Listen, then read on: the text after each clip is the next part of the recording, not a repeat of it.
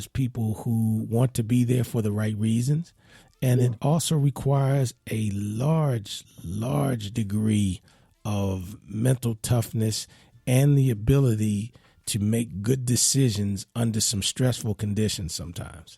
Absolutely. And I just believe that I don't see anything wrong with intervention as well. I mean, because, no, that was an excellent point Phil raised. Yeah, great point. We are human. Even in my field as a clergyman, I mean, we deal with death. Mm-hmm. We have to go with families to identify bodies, and you take on the cares yes, of the individual walking through that, and even the helper needs help. Yes. So I get that. So I mean, we're praying for that. You got any more comments over there, Press? No, I just think again. I think that a certain degree of time needs to be given to get the answers that are needed. And there's a possibility that you may never know what was going through this guy's mind. I mean, Absolutely. Because if you think about it, regardless of where you are in the system, everybody has certain constitutional rights, particularly the right to remain silent. That is a right. And even when you remain silent, you can't take that as an inference of guilt. You can take that as I'm exercising my constitutional right. So he may never talk about it. He may just sit in court, allow his attorney to do all the talking, and may not ever say a word about this. That's a real possibility, which is why that every agency involved in this is going to go back and look at everything that this guy has done to at least say to themselves, okay, if he's not going to talk, then we at least need to try to paint as good a picture as we can based on the available information that we have. Right. And see how we can move forward from there. So that is a possibility. And if he decides to do that, again, that is his right. And but certainly I hope that if there is a mental deficiency that was involved here, that it will be dealt with. But certainly, like all others, I'm very curious as to what occurred here. And also just so sorry that this thing happened, because it's just a tragedy all the way around. And, it just shouldn't have ended that way. Yeah. Prayers out and prayers up for the victim as well as the family. Yes, sir. Yes, sir. So we kind of got off topic with that one a little bit. But it does kind of tie in, Pastor C, when you see things like that happen. And, what I thought about with Mr. Green, because I know initially one of the things they were reporting on, at least out here, was that there was that initially when they encountered this guy, they thought he may have been on PCP or some type of hallucinogen or something like that. Mm-hmm. And again, you think about your relatives, and everyone's got one in the family that is dealing with some challenges around substance abuse and some other challenges. And, and again, you wonder sometimes, well, man, have I done everything for Mary or Bob or Sue or Uncle Joe or Junior, whoever it is in the family that's got that issue? Because I'm certain, along with their hurt and outrage and anger and all the other things that people feel when they lose a loved one, there are family members that are saying, wow, did I actually do everything I could for him? Absolutely. Did I miss it? How did I miss that? Could I have, made him go to church last Sunday and talk to the pastor? Should I have made him go to the healthcare provider? Because that kind of second guessing is going on right now. Absolutely. And I think all of us experience that, because now we're looking within ourselves and we're questioning, did we exhaust all possibilities to be a help or to relate? And that's what tragedy does. Tragedy, I said it before, causes one to take an introspective look as well as an extrospective look. And you begin to ask yourself, to me, sometimes some unrealistic questions. Mm-hmm. And we go into the realm of regret because we took certain things for granted. That's right. And one of the things that I'm understanding, even with the death of Kobe Bryant, and he's an iconic guy, but he's a man. He was somebody's son. Yep. He was his father. There were 8 other individuals on the helicopter as well. And we see this. but there were some things that happen in the lives of common people that they're walking through. My brother lost his daughter, and so you begin to look at all of these transitions, and although death is inevitable, I don't think that we'll ever get to the place where we are immune to losing someone. I don't believe that. You're right. And then and you begin to say, am I loving hard enough? Yeah. Is the argument that I had with my wife, is it worth it? Is it worth us walking around the house not talking? That's because right. I'm right all the time, Brett, Chief. I'm right all the time. So my wife, that makes one of us. I know she's probably listening, and as soon as I get off, she gotta have some words for me. That's all right. But, certain things are so minuscule and minute, and it robs us of being relational. And when you see this man who was a husband who will no longer be in the life of his wife, I'm sure many wives are looking at their husbands now saying, wow, is our disagreement worth us not having love? And so sometimes tragedy, the blessing in it is that the people who are not experiencing the loss can now look at their life and see what they can do better. What do you think about that? I agree. One of the things that my wife and I were saying when we started hearing all the details about this was, man, I sure hope that this was not a day where they were having an argument about something. Wow. I remember saying that same thing in 9/11. I said, now, of the thousands of people who we lost that day, I wonder how many people left the house that night or that morning angry at that person, Wow. And again, like you said, over something stupid, Yep.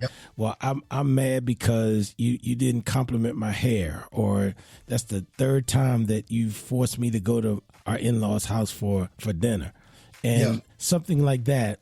You're not speaking and you're angry, and then you get the phone call, turn on the TV, and then from there your life has changed forever. Forever. And I certainly hope that Kobe and his wife and all of the people that perished on the flight left the house that morning with good words for their spouses or their children or their brother or whoever the person was, because that's something that, again, you don't get a redo at that one. You don't. And then you spend the rest of eternity wondering, man, I sure hope he knew, or I hope she knew, or I hope they knew that we loved them, and all these other types of things, when you probably could have, squashed that beef. Yeah, exactly. And I want to share, if I can, Sure. Chief, there's a scripture in Ephesians chapter number 4, Okay. Verse number 26, out of the Amplified. It says, be angry at sin, at immorality, at injustice, at ungodly behavior, yet do not sin. Do not let your anger cause you shame, nor allow it to last until the sun goes down. So I'm learning that I need to handle my emotions before the end of something. I cannot allow things to linger to the point where it interrupts communication, interrupts interaction. And you said it. How many times have my wife and I, we had words or something, and I storm out of the house? What if that would have been my last time? Exactly. And I did not resolve things with her.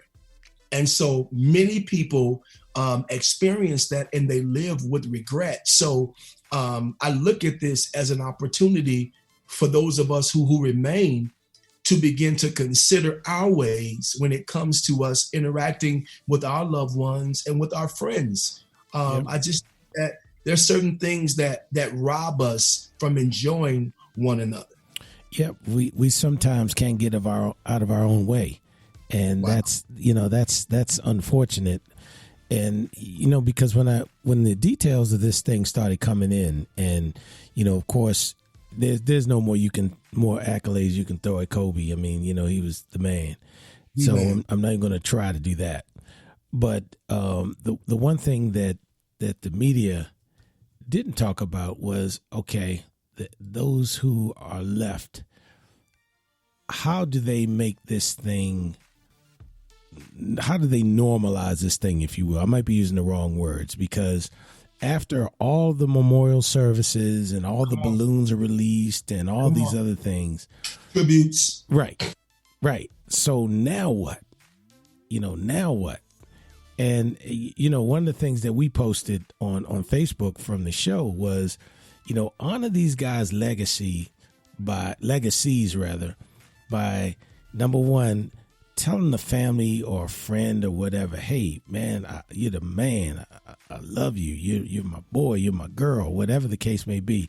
And then just take a minute to do a good deed for someone in need, you know, because that seems to be the thing that Kobe used to like to do and others. And if you want to keep the legacies going, that's the way to do it. So that if a tragedy occurs, then at least you know that those folks that were on the receiving end of that their family members knew right to the end that you are so important to me. Yes, sir. And that's very important. And unfortunately, prayers, as you said, when the tributes and stuff stop, the balloons raised, months and years pass, you still have to deal with families that have to cope and adjust and live without these individuals whom they had in their worlds. And so my question to you, what has the tragedy done for you as it relates to your perspective and how you view relationships and family and stuff like that? Did it cause an adjustment in your life? Even you having personal tragedy, what does that do to you? What has it done to you? Well, it really makes you, once again, for the 900th time, because you always say, I'm going to do better in terms of the small things. You know what I mean? Yeah. Just being appreciative of the small things, whether it's just being able to go upstairs and watch, Law and Order SVU all day, just taking advantage of the small things, taking care of yourself, doing little things, just those little things that we all find ourselves getting away from, because you have that thing you like to do, Pastor C, whatever it is. Then you say, you know what? I haven't rowboated in 10 weeks, and I'd love to do that. Why haven't I done that?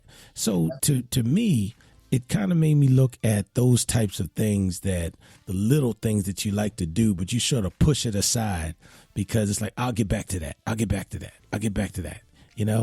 And I'm sure, again, all those folks on that helicopter had those types of things. Oh, no, you know what? Tomorrow I'm going to take up gardening again because that's what I'm going to do.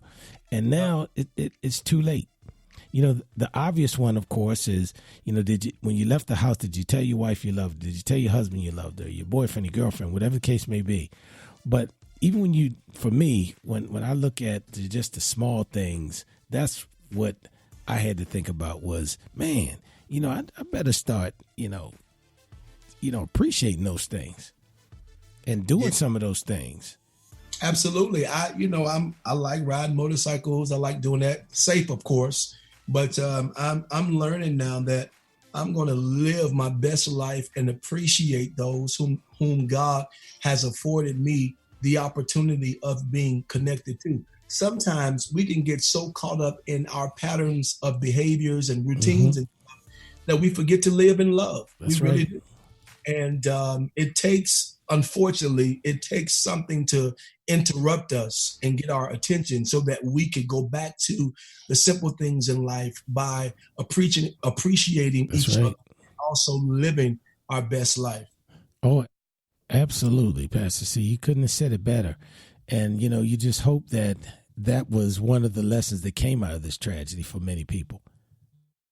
Yeah, it's unfortunate. It really is devastating. But now I'm understanding that, in the church context, they would say, and I heard this old saying, give individuals their flowers while they live. Yes, sir.